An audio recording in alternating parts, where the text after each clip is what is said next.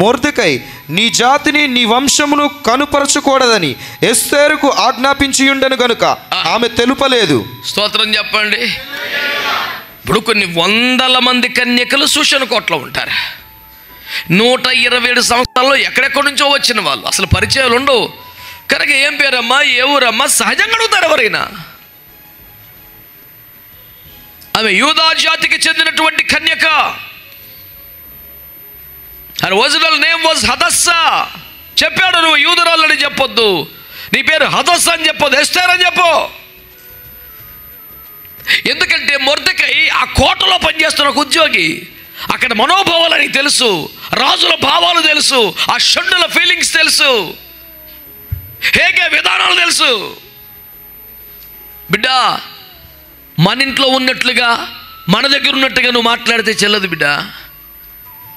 నీ జాతిని గురించి అడుగుతాడు, మాట్లాడబాకు. ఈ రోజుకి మేము చెప్పే బోధ అదే. నీ కులమేది, నీ కులమేది అని అడిగేవాడిని పెద్దలు నేర్పితే, ప్రభుత్వం అడిగితే ఇంకేం చచ్చేది యేసు రక్తం ఏం చేయం. సిగ్గుమాలిన తతంగమని పనికి మాలినటువంటి రాజరిక వ్యవహారం కాకపోతే, నీచ నికృష్ట పాపిష్టి రాజకీయం కాకపోతే,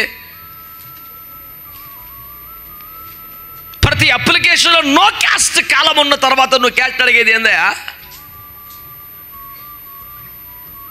what ever the application it is, అందులో పలాని కులం, పలానా ఉపకులం, చివరిలో నాకు ఏ కులం లేదు అనే కాలం ఉంటుంది.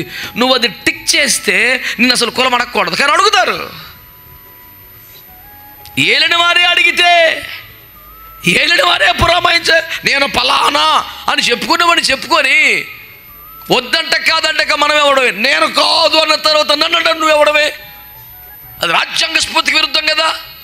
స్కూల్లో పిల్లలను చేర్చే మొదలుకొని ఉద్యోగాల దాకా చచ్చిపోయేదాకా ఏ సందర్భంలో కుల ప్రస్తావన వచ్చినా నాకు కులము లేదు అన్న కాలం ఒకటి ఉంది. దాన్ని మార్చేసిన తర్వాత they should not ask you, నేను అడగకూడదు అసలు. అలా రాశారు కానీ మామూలుగా ఎవడవరా నువ్వు?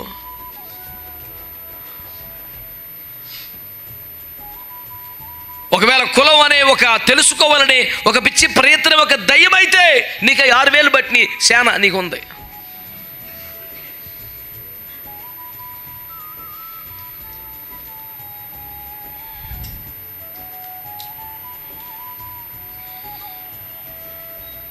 అంచేత నేను దేవుని సేవకునిగా నా పరిధిలో నేను ఈ మాటలు ఎందుకు ప్రస్తావిస్తున్నానంటే, నీ జాతి ఏంటంటే చెప్పొద్దని మొర్దెకై చెప్పాడు. ఇది మనకున్న రాజ్యాంగం, ఇది వద్దు అలాంటి విషయాలు ప్రస్తావన వద్దని. మేము పలానా మారు మనసు పొంది అని అంటాడు, సాక్షులు 50 సార్లు చెప్పేది అదే.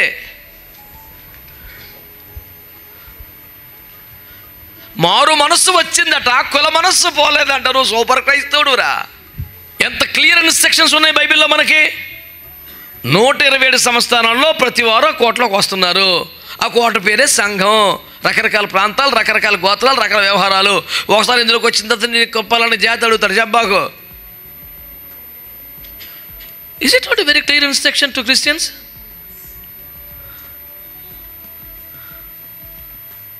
కులం పేరు మీద ఒక సంఘమా, కులం పేరు మీద కోటాలా, కులం పేరు మీద వాట్సాప్ గ్రూపులా, కులం పేరు మీద పెళ్ళిళ్ళు చూడబడని విజిటింగ్ కార్డు కొట్టేది నీకు ఎలాగ సిగ్గులేదురా? మాట్లాడబాక. మళ్ళీ నువ్వు మళ్ళీ కౌంటర్ ఎత్తాడంట. కౌంటరు ఎవడికి ఎత్తావు? కౌంటర్ కులానికి ఇచ్చుకోరా.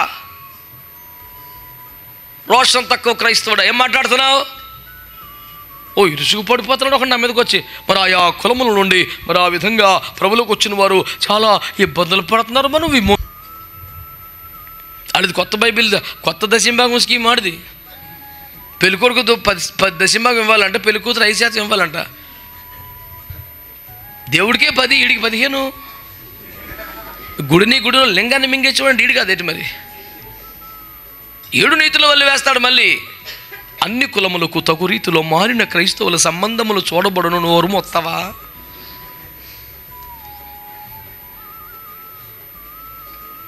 Christian marriage were for all castes. First cast him out in Jesus' name. Caste అంట మళ్ళీని. ఈరోజు నా మీద చాలామంది పడిపోతారు భూమి మీద, పర్లేదు, యేసు రక్తమే జయం.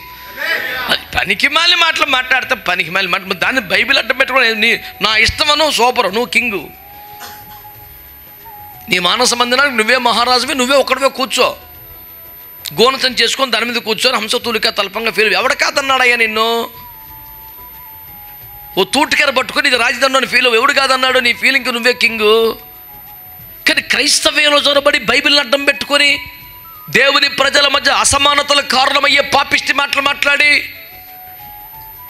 ఇది రాజ్యాంగం నాకు కల్పించిన హక్కులాగా ఫీల్ అయితే మాత్రం కక్కులు పెట్టిన కొడవలు చాలా ఉన్నాయి బైబిల్లో. హలో, దిట్టమైన చోట గట్టిగా దిగ్గొట్టిన మేకులు లాంటి పరిచర్లోనే జాగ్రత్త. తమాషా అనుకోబాక, యేసు రక్తమే జయం. యేసు ప్రభు రక్తం ఎవరి కోసం గరిచాడు రా? ఏ కులం కోసం, ఏ దేశం కోసం, ఏ జాతి కోసం పాపిష్టి మాటలు మాట్లాడతాను? మళ్ళీ వదిలే, బైబిల్ వదిలే, ఆ పని మీద ఉండవు, కుల సంఘం పెట్టుకో, మళ్ళీ చర్చ ఎందుకు నీకు? డబ్బులు ఉన్నాయి కాబట్టి, నోరు ఉంది కాబట్టి జనం మీద పడిపోతావా? ఎందుకే కులం మీద పడి బతుకు. నీకంత చైతన్యం ఉంటే, నీకంత దమ్మే ఉంటే, నీకంత టాలెంటే ఉంటే ఆయా కులములు, ఆయా పరిస్థితుల్లో వచ్చిన వారిని ధైర్యపరచు, స్ఫూర్తి నింపు. అవన్నీ వద్దనుకోరు కదా మా ప్రభువులోకి వచ్చాం. మనం నీళ్ళల్లో మునగలేదు బిడ్డ, క్రీస్తులో మునిగి తేలాం.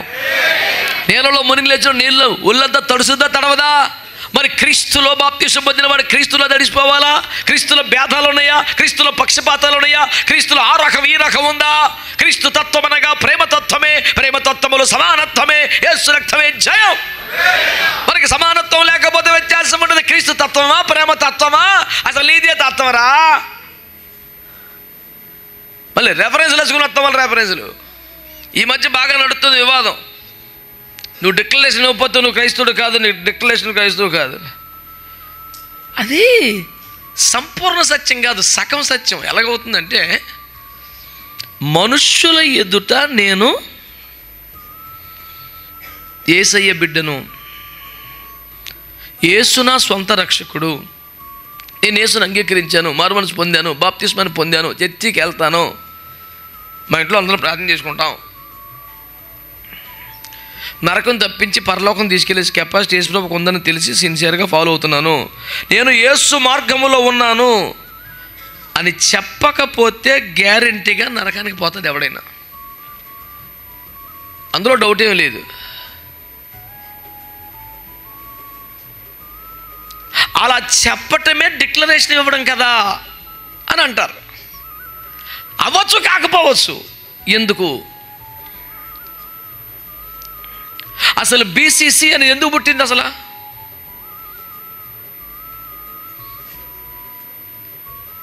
క్రైస్తవులను ఆదరించడానిక, ప్రభువుని నమ్ముకున్న వారిని ధైర్యపరచడానిక, ప్రభువులోకి వచ్చే వారిని ప్రోత్సహించడానిక, నీకేం పర్లేదు వచ్చారా అని రాజ్యాంగం ఒక ధైర్యం ఇచ్చిందా, భరోసా ఇచ్చిందా?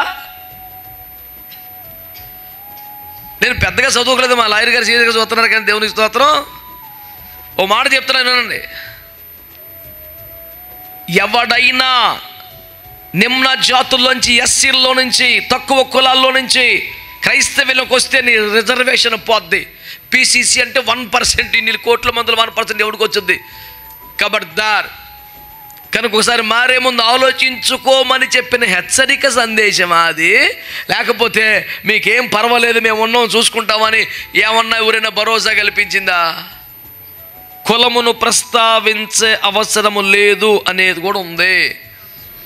ఇప్పుడు మీరు అది ఎలా కుదురుతుందంటే, ఇప్పుడు ఓటు ఎత్తకి వెళ్ళాం, లైన్లో నుంచున్నాం, ఓటు వేసాం. ఎవడికి వేసామంటే నోటాకి వేసాం. అది కూడా ఓటేగా.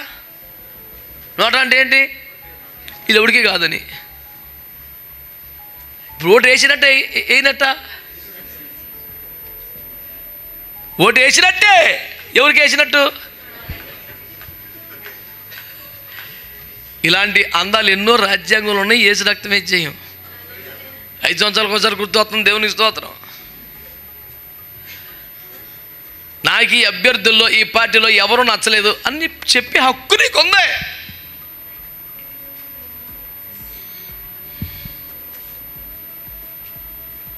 అలాగే నాకే కులము వద్దు, నాకు అక్కర్లేదు అని చెప్పే హక్కు నీకుంది.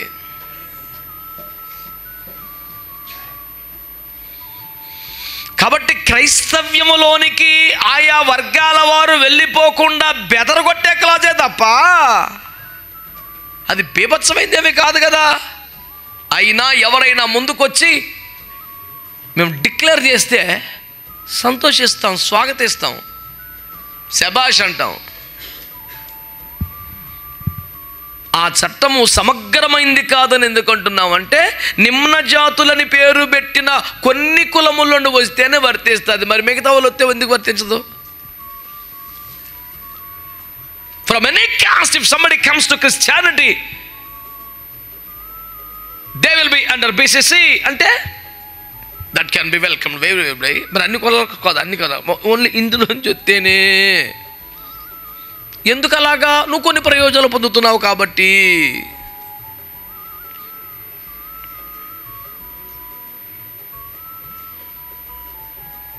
యేషవ్ గారి దగ్గర నుంచి చివరి దాకా బైబిల్ చెప్పింది, ప్రయోజనం కోసం ఆత్మీయ జీవితం వదులుకుంటావా? రాజ్యాంగం దాకా కాదు, బైబిలే ఎడబెడ వాయించేస్తుంది కదా నిన్ను. ఆర్థిక ప్రయోజనం కొరకు, ఆస్తికరమైన ప్రయోజనం కొరకు, భూలోక ప్రయోజనం కొరకు ఆత్మీయ విషయాలు పక్కన పెడితే భ్రష్టుడు, వ్యభిచారి, నీచుడు ఇలాంటి పదాలు వాడేసాడు యేసు ప్రభు దర్జాకు బైబిల్ ఆల్రెడీ.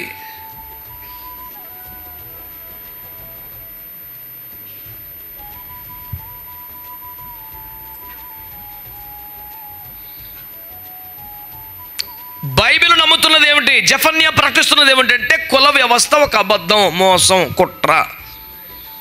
దేవుడు 4 కులాలని పుట్టించలేదు, ఒక పురుషుణ్ణి ఒక స్త్రీని చేశాడు.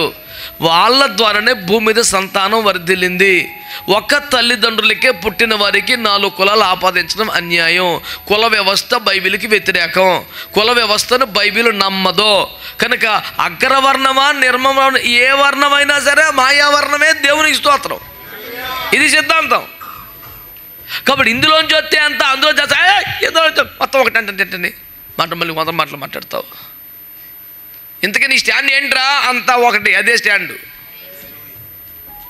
కుల వ్యవస్థ మోసం, మత వ్యవస్థ ఒక పిచ్చి ప్రయత్నం, ఒక మానవ ప్రయత్నం, కుల వ్యవస్థ ఒక అబద్ధం, కొందరు మనుషులు పుట్టించిన ఒక దుర్మార్గ క్రీడ.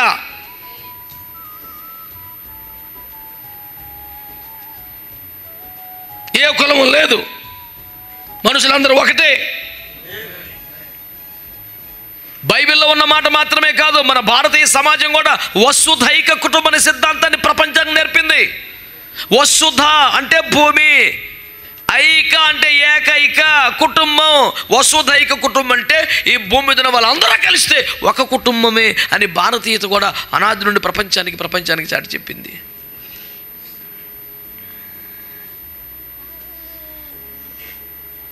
మూడేళ్ళు కూడా 3 రంగుల్లో పూసేసి అలా అనుకుని వెళ్ళిపోవటం కాదు. 26 అంటేని 3 నిమిషాలు ఆలోచించు.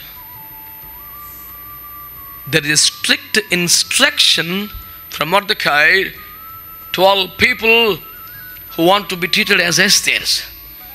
No caste. That's all.